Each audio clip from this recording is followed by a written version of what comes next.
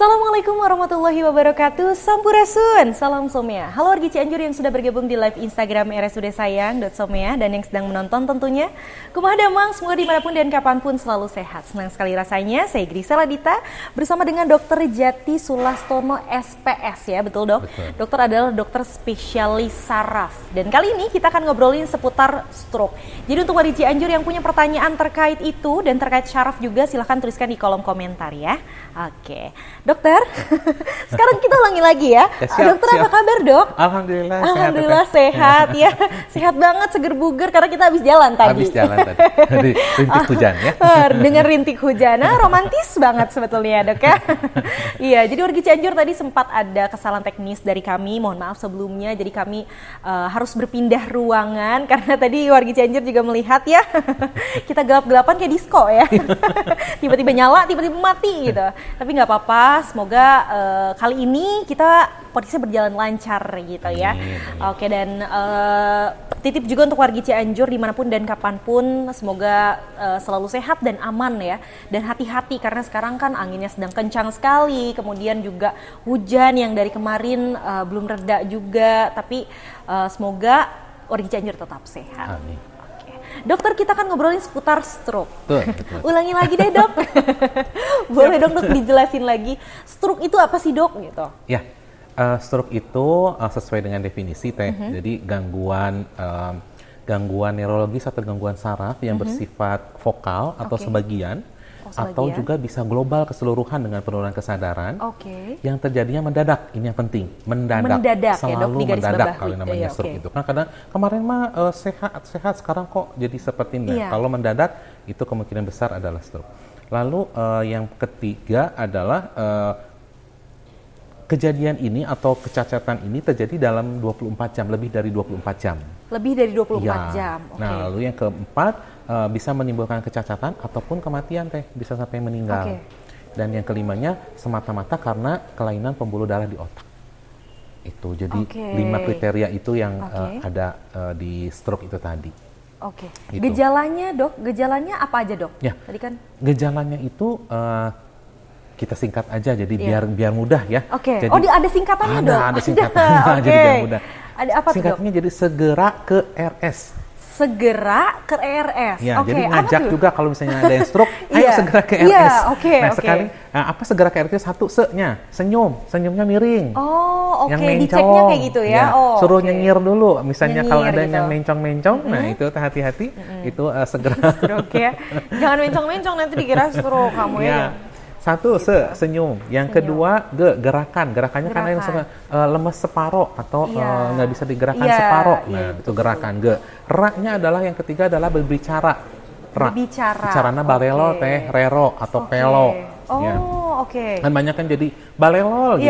Itu jadi nggak jelas gitu dok ya? Iya betul. R-nya jadi gitu, nggak enak, nggak bagus. Lalu ke yang keempat, segera ke. Yang ke-nya kebas. Atau kesemutan atau baal, separuh tubuh juga. Cirinya biasanya kalau stroke lebih ke arah separuh tubuh biar gampang. Ya, kanan kiri. Lalu yang RS-nya, R-nya rabun. Rabunnya biasanya mengenai satu sisi mata. Jadi yang mata tuh kalau misalnya kenapa ya kayak lihat kalau misalnya kita ada tirai gitu teh, seperti lihat yang di tirai gitu teh, sehingga noong di tirai gitu tah. Nah itu rabun seperti itu R-nya, dan yang ke S-nya bisa sempoyongan ataupun sakit kepala yang hebat. Jadi sakit kepala yang hebat harus segera ke rumah sakit karena itu juga bisa menjadi salah satu gejala untuk yang stroke-nya tadi. Gitu teh.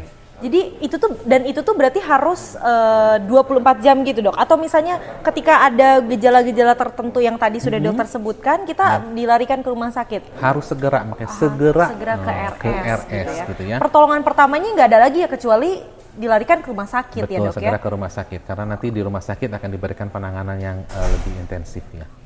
Penyebab dari stroke itu sendiri apa aja dok? Ya, secara garis besar itu stroke itu terjadi karena adanya penyumbatan atau terjadi putusnya aliran pembuluh darah ke otak teh. Untuk nutrisi sel-sel saraf otak itu ada pembuluh darahnya. Nah di situ ada yang terhenti. Terhentinya itu karena dua. Satu karena penyumbatan. Penyumbatan. Betul. Yang kedua adalah karena pecahnya pembuluh darah. Oke. Sehingga aliran darah yang membawa nutrisi sama oksigennya nggak nyampe ke otak yang di Oke, ujung. oke. Sehingga otak yang di ujungnya terjadi kematian jaringan Kematian otak. jaringan. Nah, itulah penyebab jadi stroke-nya tadi. Oke. Dua hal ini harus segera kita tangani, harus segera kita pisahkan juga karena nanti terapinya berbeda teh. Jauh terapinya berbeda. itu Iya, berbeda. berbeda Nggak sama antara ya, yang Dok, ya? sumbatan. Jadi Oke. ada yang nyumbat mah, ada yang kalau istilahnya kalau di selang mah Iya. ada yang nyumbat Aha, gitu ya. ada yang Nah, yang menghalangi kedua gitu ya. itu mah si selangnya ada yang bocor gitu. Jadi mudal si airnya kayak gitu. Oke. Kemudian faktor resiko atau yang menyebabkan itu tuh ada dari latar belakang penyakit penyerta atau gimana, Dok? Ya, ada pastinya. Oke. Ya, 80% dari stroke, baik itu penyumbatan ataupun pendarahan, itu karena hipertensi teh atau tekanan darah tinggi. Kebanyakan, Dok. Betul. Kadang orang juga nggak merasa, orang nggak mau berobat tekanan darah tingginya, padahal itu ada silent killer yang faktor risiko untuk stroke Silent tadi. killer, iya, Betul.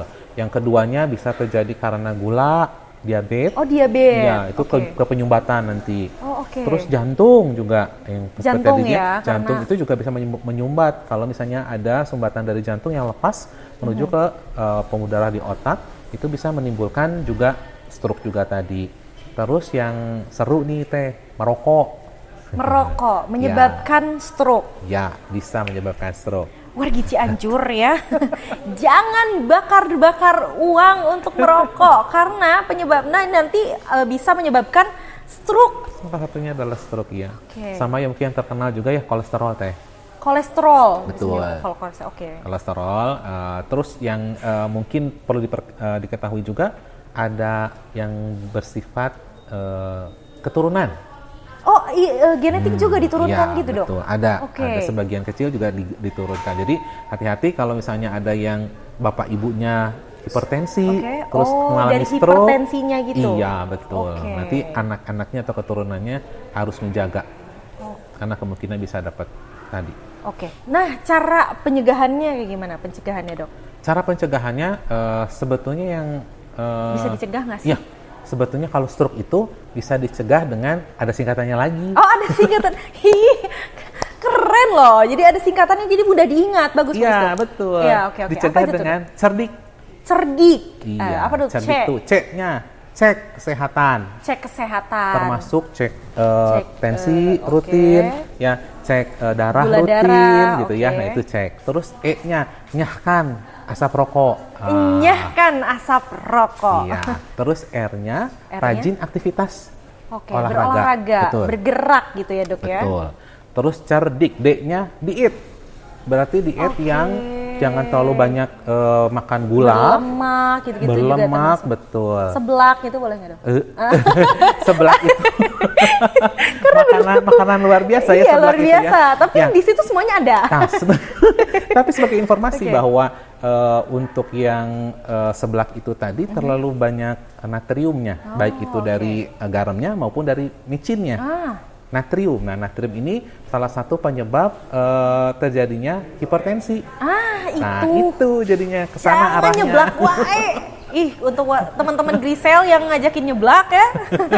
Di stop atau hayo ya nge-WA teh Grisel Sekali-kali mah kapan teh naon nyeblak teh, gitu. sekali-kali mah. Sekali-kali nggak apa-apa ya. Jangan Jangan berkali-kali keterusan. gitu, jangan keterusan. Oke, tadi Ya, diet D, gitu. ya. Terus yang I-nya istirahat I-nya yang cukup. Istirahat yang cukup. Ya, jadi- Idealnya Idealnya kalau untuk tidur kan sebetulnya 8 8 jam jam, Teh, ya, Dok ya. Idealnya seperti itu. Lalu yang cerdik yang K berikutnya adalah kelola stres teh. Kelola stres. Oke. Iya, Stres jadi- juga bisa menyebabkan Iya, betul. itu stroke tadi. Ya, karena Atau adrenalinnya juga kan meningkat juga. Oh, Itu bisa menimbulkan jadi tensinya naik juga Oh, gitu iya, kan. Jadi iya, memang kita harus mengelola stres kita. Oke. Nah, Tadi itu kelolanya dengan cerdik. dengan cerdik ya, cerdik. Oke. Kalau tadi apa namanya caranya kita pemeriksaannya gimana, Dok? Pemeriksaan dari stroke itu apakah dengan hanya anamnesa gitu kan, Bapak gini, atau misalnya nanti ada harus cek darah lagi dan lain-lain, itu gimana, Dok? Betul. Anamnesa itu paling penting teh, karena kita bisa tahu tadi ya dari anamnesa dia mendadak atau tidaknya, Iya, gitu kan. Terus kita lihat juga dari keluarganya apa yang dirasakan oleh si pasien tersebut gitu kan. Jadi anamnesa merupakan hal yang penting yang kita harus tanyakan sama pasien-pasien kita. Lalu pemeriksaan fisik yang penting. Pemeriksaan fisik itu biasanya pada pasien-pasien dengan stroke itu yang kita lihat adalah kesadarannya dulu. Ada nggak penurunan kesadarannya gitu kan? Setelah kesadaran selesai, kita lihat tanda-tanda vitalnya, tensi, nadi, respirasi, suhu. Dan baru kita ngecek seluruh tubuhnya. Ya, kalau misalnya yang pemeriksaan yang untuk yang stroke biasanya kelihatan teh, jadi separohnya tuh berbeda gitu antara yang kanan dengan yang kiri itu beda. Bisa misalnya, kelihatan secara kasat mata gitu. Bisa, jadi kayak tadi suruh senyum susah, mencong gitu ya, suruh ngelel, lidahnya juga mencong gitu. Dok? Iya. Terus si gerakan ininya kalau misalnya suruh diangkat, ada yang jadi turun gitu kan, jadi berbeda. Terus ada yang kebas atau kita raba kiri kanan, beda antara kiri dengan kanan pemeriksaannya gitu. Jadi ada pemeriksaan yang secara neurologis kita lihat bahwa ini kemungkinan besar ini suatu stroke tadi. Pengobatannya dok, bisa sembuh nggak sih dok sebenarnya kalau stroke itu? Sebetulnya kalau untuk stroke-nya itu kan ada fase akut Teh ya. Jadi kenapa harus segera ke rumah sakit itu? Karena pada saat fase akut itu kita memang harus segera mendapatkan penanganan. Nah, 5 hari pertama untuk yang stroke penyumbatan ataupun perdarahan itu adalah fase pembengkakan otak maksimal. Pada saat terjadi stroke itu biasanya otak menjadi bengkak secara molekuler, ya, dan itu maksimalnya di 5 hari pertama. Dan itu adalah faktor penyebab kematian yang terbesar adalah di 5 hari pertama itu. Gitu dok. Nah, setelah lewat fase akut yang pertama, itu ada fase akut yang kedua. Kalau untuk yang penyumbatan itu 7 sampai 10 hari dari kejadian awal, sedangkan kalau yang perdarahan 14 hari dari kejadian awal gitu. Itu yang harus kita, karena itu bisa terjadi komplikasi-komplikasi yang harus kita tangani segera. Gitu. Itu harus kita tangani. Lalu kenapa harus dibawa segera ke rumah sakit? Karena pada saat di rumah sakit nanti itu akan diolah bagaimana si pembengkakan otaknya jangan menjadi maksimal kita tahan untuk mencegah kematian. Lalu bisa sembuh nggak? Setelah fase akut terlewati, jadi kan istilahnya mah baik itu jiwanya tertangani maupun komplikasinya tertangani, nanti akan masuk dalam fase fisioterapi atau rehabilitasi. Nah, jadi kalau misalnya bisa sembuh total seperti 100%, ada yang bisa 100%, ada yang 99%, ada yang 98%, tergantung. Biasanya suka ada sisa-sisa sedikit. Jarang sampai 100% teh. Jarang ya? Jarang. Tapi bisa jadi, ada kemungkinan dong dok? Iya, tapi itu tadi tergantung letak sumbatannya di mana sebetulnya. Karena ada juga yang sampai benar-benar dari awal sampai akhir teh lumpuh ya. Sampai 2 tahun ke depan ketemu lagi juga masih lumpuh gitu tuh. Ada juga yang seperti itu, tergantung letak si penyumbatan otaknya dan, itu tadi di mana gitu. Jadi dan beda-beda juga kali ya dok. Dan ya balik lagi ke pasien, bagaimana pasien dan keluarga gitu, dorongan dari keluarga juga penting. Dan kecepatannya membawa ke rumah sakit tadi. Itu dia. Jadi kalau misalnya tadi sudah ada bawa ke RS ya dok, segera ke RS. Nah itu memang kalau sudah terjadi ciri-ciri seperti itu langsung larikan ke RS karena biar tadi mencegah terjadinya setelahnya itu dia tadi. Setelahnya betul. Karena memang pengalamannya teh antara pasien yang dibawa ke rumah sakit dengan yang tinggal di rumah berbeda hasil outcome nantinya itu. Nah, itu dia. Berbeda. Jadi mending segeralah bawa ke RS. Ya, RSUD sayang, Sam ya. Tetap ya dok ya.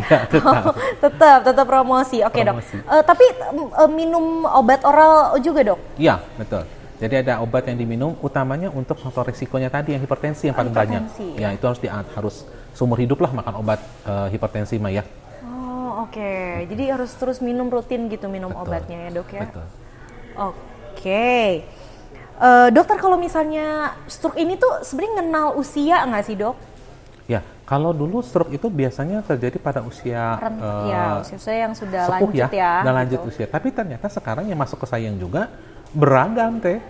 Nggak hanya yang di atas paling 60. Muda, dok? Yang paling muda itu yang saya pernah tangani 16 tahun. 16 tahun dok? Iya, 16 stroke, tahun. Dok? Pecah pembuluh darah. Pecah pembuluh darah. Karena apa dok?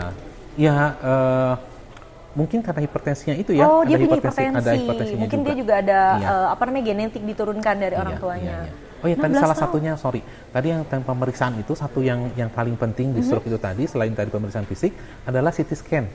Oh, Dan CT scan. ya betul, CT scan ini ada di rumah sakit kita. Ada di rumah Ya, sakit RSUD jadi Sayang itu ya? bisa menentukan CT scan itu bisa menentukan apakah dia penyumbatan ataukah perdarahan.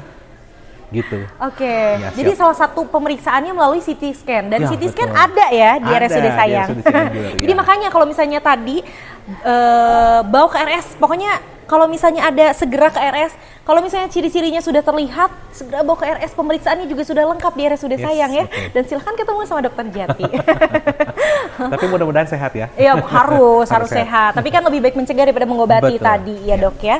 Oke dokter, sudah ada beberapa pertanyaan yang masuk, jadi Grisel akan coba bacakan satu persatu. Oke dokter, ada dari Bapak Andriana Ibrahim. Assalamualaikum dok, izin bertanya, apakah pecah pembuluh darah di otak bisa menyebabkan kelumpuhan dan apakah stroke bisa kena anak-anak nggak dok? Ya, Mungkin anak di bawah. pecah pembuluh darah di otak. Kalau pembuluh darah di otak tadi sebagian besar malah kebanyakan menyebabkan tadi adanya kelumpuhan tadi karena menyerang di otaknya tadi. Apakah bisa menyerang anak-anak? Itu tadi yang 16 tahun itu pecah pembuluh darah teh. Yang 16 tahun itu. 16 Jadi tahun PIS itu. ya kita namakan perdarahan intraserebralnya, perdarahan karena hipertensinya tadi di anak-anak itu tadi. Ada. Oke. Bisa jadi. Bisa. Aduh, ngeri juga ya dok ya.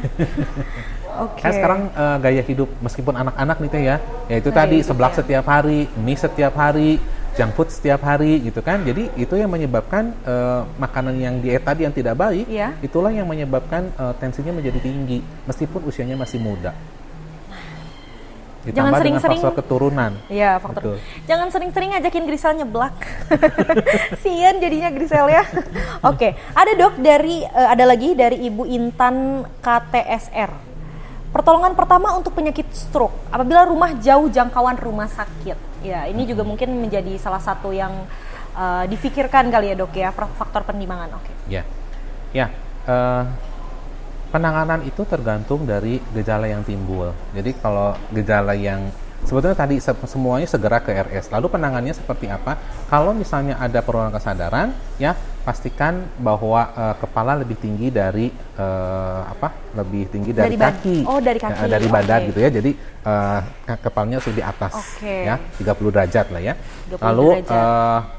kalau misalnya ada muntah harus dimiringkan. Miring tuh maksudnya miring kanan ke kiri gitu Iya, dok ya? biar kalau misalnya muntah dia keluar.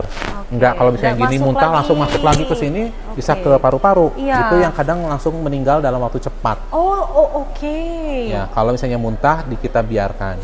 Lalu kalau misalnya ada kan kejang juga. Kalau kejang bagaimana? Kalau kejang jangan memasukkan sesuatu ke mulut. Kan suka sendok nggak sih? Sendok. Ya, Oke. itu tidak Itu enggak sebetulnya? diperkenankan. Nggak boleh. Jadi Nggak kalau misalnya boleh. seperti itu ini aja dijaga jangan sampai jatuh. Oke. Longgarkan semuanya biar ya dia nafasnya enak. Nafasnya.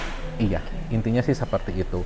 Lalu kalau misalnya yang ringan-ringan, biasanya sih karena yang ringan-ringan itu jadi biasanya nggak dibawa ke RS itu, Nah, teh. itu. Ya, jadi kalau yang ringan-ringan kayak seperti apa? Minimal ke dokter umum dulu, ya, biar mendapat pengarahan yang lebih baik. Iya, betul. Kalau misalnya kan kalau di pusat di daerah itu ada dokter puskesmas, Iya, dokter umum, nah betul, itu ke sana dulu untuk mencari bantuan. Harus cari bantuan dulu. Jangan dibiarkan sendiri di rumah sampai 2 minggu di rumah baru ke rumah sakit atau ke dokter, jangan. Nanti telat penanganannya dok, ya. akan jauh lebih bahaya lagi. Betul. Dan nanti akan tuh ya. Oke, ada lagi dokter dari Bapak Abu Nazia. Assalamualaikum, izin bertanya dokter, apakah setiap kejadian hipertensi akan mengalami stroke dan bagaimana modifikasi pola hidup jika mengidap hipertensi? Baik, terima kasih Pak pertanyaannya. Jadi kalau misalnya hipertensi apakah selalu menjadi stroke? Tidak juga Pak. Ya, tapi kalau yang stroke faktor risiko hipertensinya itu 80% Pak. Jadi besar banget gitu.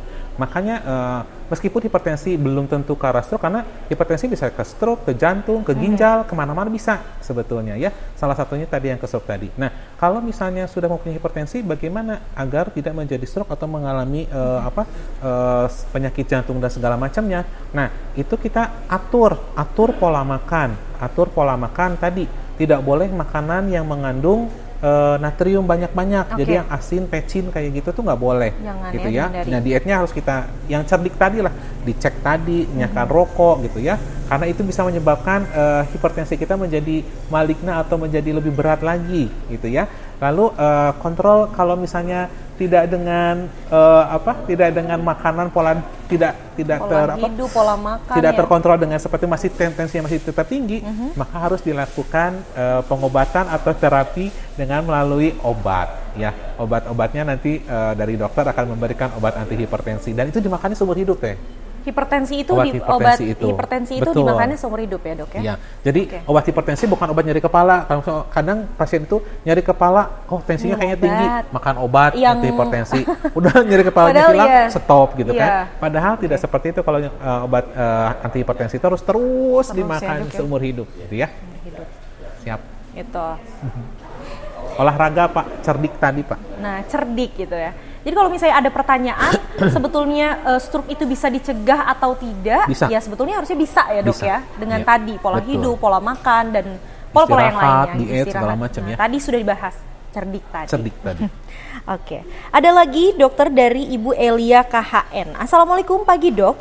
Izin bertanya Dok, bagaimana membedakan apakah itu tanda karena asam urat, kolesterol tinggi, atau gejala stroke? Makasih Dok.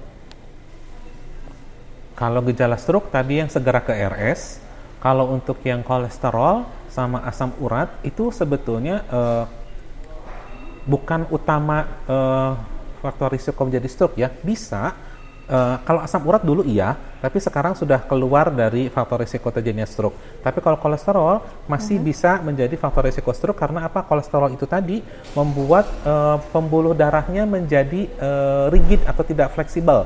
Tidak lentur. Itu si kolesterol itu di situ jadi penyebabnya itu. Jadi kalau untuk asam urat sudah bisa dikeluarkan untuk tidak menjadi faktor risiko stroke. Tapi kalau misalnya asam urat tinggi apa sih gejalanya biasanya? Kalau kita namakan kalau nanti bagian penyakit dalam mungkin ya tentang gouty arthritis itu jadi ada penumpukan purin di sela-sela sendi yang kecil-kecil. Itu kalau asam urat tinggi. Terus kalau kolesterol kadang kan suka di sininya gitu ya, pegel gitu. Itu salah satu gejalanya juga. Jadi dicek aja kalau gitu mah. Kayak RSUD sayang ceknya, jangan lupa. Cek yang pertama cerdik cek. Cek kesehatannya kemana? Kayak RSUD sayang dong gitu ya. Oke. Ada lagi Dok dari Bapak Randi Rizky Rifazar. Assalamualaikum Dok, izin bertanya. Usia berapa tahun rentan terkena stroke? Ya, usia adalah faktor risiko yang tidak bisa kita modifikasi. Ya. Nah, mulai berapa tahun sih? Mulai usia 60 tahun ke atas kita harus sudah menjaga kondisi kita untuk tetap fit. Artian 60 tahun kenapa 60 tahun ke atas kita harus jaga itu karena fleksibilitas dari pembuluh darahnya itu sudah mulai berubah. Gitu ya. Nah, itu yang harus kita hati-hati. Jadi rentannya di antara usia 60 tahun ke atas. 60, tapi bisa jadi juga menyerang ke usia-usia muda. Betul, tadi ya dengan berbagai faktor resiko tadi. Oke, Dok. Jadi saya sempat baca, Dok, ada yang bilang katanya menusukkan jarum ke tangan itu bisa menyembuhkan stroke, Dok. Iya. Katanya mitos atau fakta? Ya, kalau secara medis itu tidak ada penelitiannya mungkin ya. Sampai sekarang belum ada penelitiannya yang bisa menyatakan bahwa kalau stroke ditusuk aja di sini. Nggak ada teh. Nggak ada ya. Oke. Jadi ya udah jawabannya tidak ada. Jadi jangan percaya. Nanti kalau tiba-tiba stroke baca Google terus katanya ada fakta bahwa menunjukkan menusukkan jarum ke dalam tangan, ke tangan itu bisa menyembuhkan. Karena kalau di dalam medis itu harus ada penelitiannya yang bisa mendukung seperti itu. Betul. Ada percobaan, penelitian sampai jenjang harus kita jurnal ke luar negeri sampai di-ACC oleh luar negeri baru bisa. Nah, ini kalau untuk tusukan jari itu belum ada penelitiannya sampai ke jurnal luar negeri. Oke. Dokter, gak kerasa nih, 30 menit sudah kita ngobrol-ngobrol. Sebenarnya masih banyak banget pertanyaan, tapi waktunya sudah tidak cukup. Tapi nanti kita akan tanyakan di konten lainnya di Instagram. Siap. Di Narosdok, nantikan saja ya. Akan ada Dokter Jati lagi. Terima kasih untuk wargi Cianjur yang sudah bergabung di live Instagram dan yang setia menonton tentunya. Terima kasih banyak. Terima kasih juga untuk dokter sudah berkenan ngobrol-ngobrol, direpotin tadi ya, kita sudah olahraga. Olahraga. Dari depan ke belakang gitu, lari-lari bersama rintikan hujan, romantis Kan sekali. itu sama rajin, R-nya rajin. Rajin Rajin aktivitas. aktivitas salah satunya ya dok ya. Sekali lagi terima kasih, semoga selalu lancar dan Amin. sehat selalu untuk dokter ya. Sehat selalu juga untuk wargi Cianjur dimanapun dan kapanpun ya. Jangan lupa follow Instagram, Facebook, TikTok rsud.sayang.some dan jangan lupa like, comment, subscribe dan share sebanyak-banyaknya video ini karena akan sangat bermanfaat bagi semuanya. Saya Grisela Dita bersama dengan Dokter Jati. Kami berdua pamit undur diri. Wassalamualaikum warahmatullahi wabarakatuh. Salam Somea.